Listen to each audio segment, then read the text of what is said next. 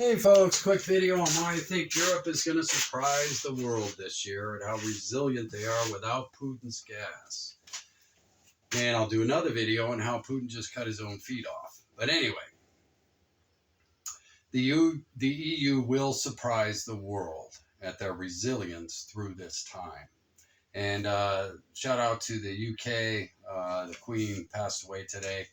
So condolences to you folks, and may she rest in peace. She was a great woman, a great leader, and took the UK through all kinds of generations of change. So really, yeah, anyway.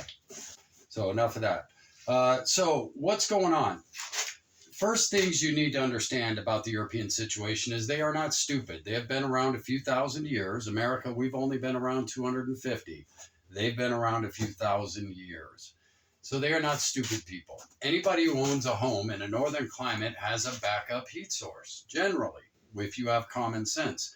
And especially in Europe, most people with common sense have realized at any time a pipeline could fail or Putin could get mad, and so they are prepared. Case in point, the sale of wood in Europe has gone up like 5x this year. It's just skyrocketed. Go look at the numbers for yourself. That tells me most people in Europe with homes have been getting prepared this year. It goes back to Survival Lily.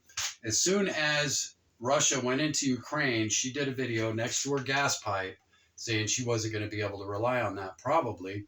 And she was already into action. Preppers, right? So if you don't know who Survival Lily is, go watch her channel. She does a great job, and she's been at this. She's trained herself. She has started at the bottom and just worked her way right through and gained so many skills. A really decent person to follow, especially with her super shelter builds.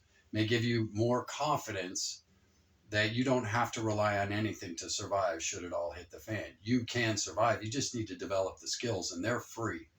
You just got to get the skills, okay? So a long time ago, Europe was told to get 5 inputs of gas and oil and energy, right? To diversify away from Russia. Now, because it was easier, softer way and cheaper, supposedly, they stayed with it. Everybody that told them, the oil companies, the US, others told them, you need to diversify. Don't take any more than 20% of your energy needs from any one source. In any nation or union, in this case, that understands national security should have followed those directions. They did not. Okay, Merkel was one of the big. Trump told them to change as soon as he got in office. They didn't listen. When Crimea was annexed, they were told to change. They didn't listen. And Putin, I think all this was planned. I'll do another video on that. But let's get into why I think the EU is going to be fine through this. There will be some struggles, yes. They will have a, let's call it a semi-scary winter, but they're going to get through it. So the Saudis, I follow the numbers, I don't listen to fear porn, are already cutting back throughput in October sometime. When they believe the capacity is right, they are cutting back because they see if they don't, there's going to be a glut on the market, and you have to cut back early in the oil industry or you run risk of different issues that can occur in your own pipelines and equipment, okay? So they know this. So they're already projected to be cutting back. That's why you've seen oil drop over recently and gas, and it's going to float, okay? It's not going to collapse. It's going to float for a little bit. And then when we get into next year, I see natural gas prices coming back to reality. So that's my forecast. I may short it, actually, as we get more into this. We don't know what can happen. Something could go wrong radically, obviously. But the point is, now they have they're making long-term contracts with major corporations in the industry of the world. And now they have North Africa pumping at twice what it did last year. They have Qatar has over twice the amount they did last year. You got Norway ramped up and going, okay? You've got the US LNG, which is a behemoth, man. We can put out more natural gas than the world combined if we want to, but we don't, Okay, because it would just collapse the market again. These people aren't stupid. That's why I say don't watch the fear porn, follow the money. Know what big money's doing, or you're going to be caught in a tidal wave in all the markets. Okay, that's why I'm cash right now.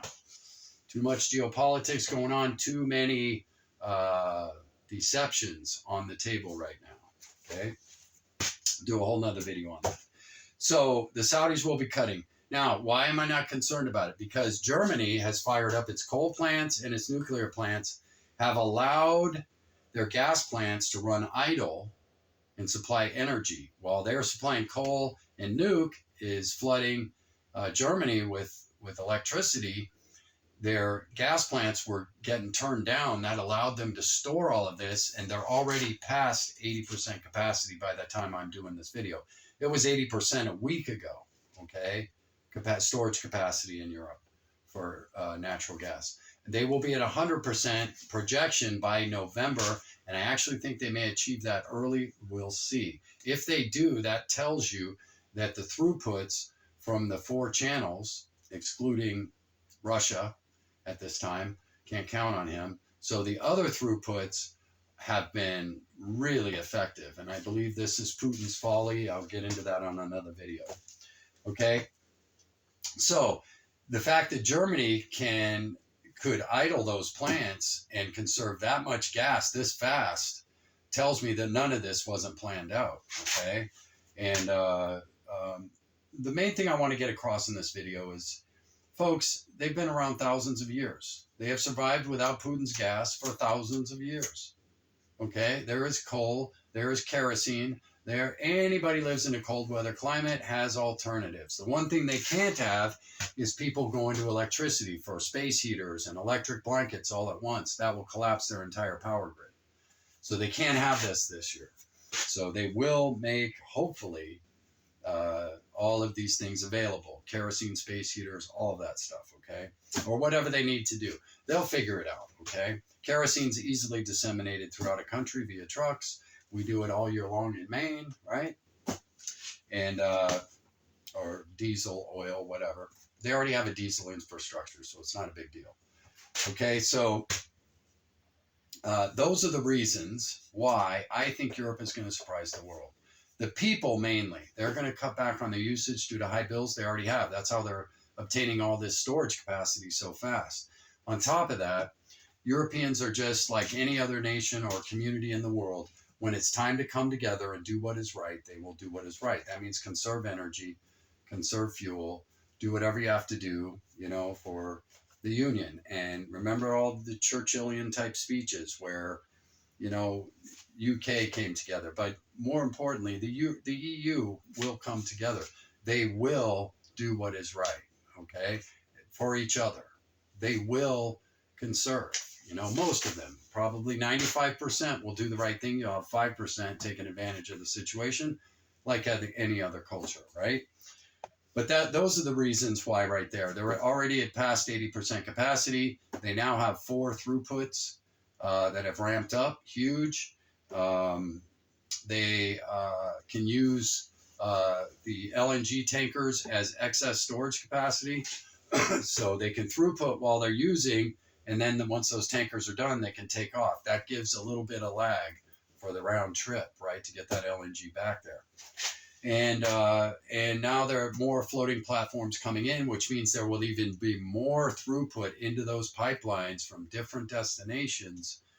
And that's the interesting thing. They've been able to get to 80% storage capacity without the excess platforms that are going in now, okay? So that's my final reason, along with the people of Europe and their resiliency, as to why I think Europe's going to be okay. Now, something could go wrong, yes. And there will be individual pockets of stress, of course. This is huge, right? This is huge. But people like Survival Lily have led the way since the moment the first round was fired in Ukraine. Okay, all of Europe, anybody with any common sense, realized I better get prepared for winter now. Okay, and that has been what? How long have they been able to get prepared? And they are. And again, watch the wood sales. Go look at the chart. It's off the charts. Okay, so the European people are not stupid. That's what I'm trying to get across in this video. They are not helpless. There are a lot on the dole in cities that, yes, will need help. But for the most part, Europeans are resilient, just like we here on Maine. We do not rely on one source to heat our homes when our climate can go 20 below at any time. Okay, that's a fool's folly, and it's a good way to lose your house. So I think the Europeans as a whole are going to surprise the world at how efficient they have become this year and how well the world has come to their aid. Okay, and by finally doing what is right, to have multiple long-term contracts with multiple providers and never let one provider of your energy be more than 20%. Had they done that 12 years ago like they were told to, they wouldn't be in this situation.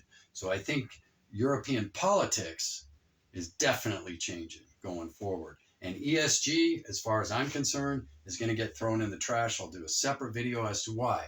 The solar companies of Europe are gouging Europeans. You got it. Jim out.